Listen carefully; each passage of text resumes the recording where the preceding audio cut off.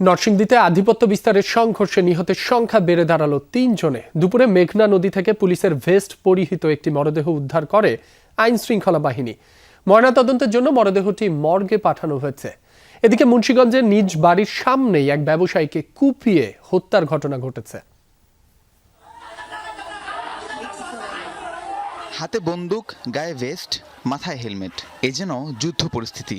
এভাবেই মঙ্গলবার আধিপত্য বিস্তার নিয়ে সংঘাতে জড়ায় নরসিংদীর নীলক্ষা ইউনিয়নের জবা মিয়া এবং মিস্টার গ্রুপের অনুসারীরা। 16 জুন সংঘর্ষের দিনই গুলিবিদ্ধ হয়ে প্রাণ হারান একজন। তার পরদিন মেলে টেটাবিদ্ধ আরও একটি মরদেহ। আজ মধ্য দুপুরে মেঘনা নদীতে পুলিশের ভেস্ট পরিহিত একটি মরদেহ ভেসে ওঠে। খবর ছড়িয়ে পড়লে এলাকায় চাঞ্চল্যের সৃষ্টি হয়। ঘটনাস্থল থেকে মরদেহ উদ্ধার করে পুলিশ। মরদেহটি নীলক্ষা ইউনিয়নের কান্দাপাড়া গ্রামের আব্দুল লতিফের। মঙ্গলবারের সংঘর্ষে সেও প্রাণ হারায়। এ নিয়ে মৃতের সংখ্যা দাঁড়ালো 3 জনে। কিন্তু মরদেহের গায়ে আইনশৃঙ্খলা বাহিনীর ভেস্ট কিভাবে আসলো এ বিষয়ে পুলিশের বক্তব্য পাওয়া যায়নি। পরিস্থিতি নিয়ন্ত্রণে আনার চেষ্টা চলছে বলে জানালেন ইউএনও।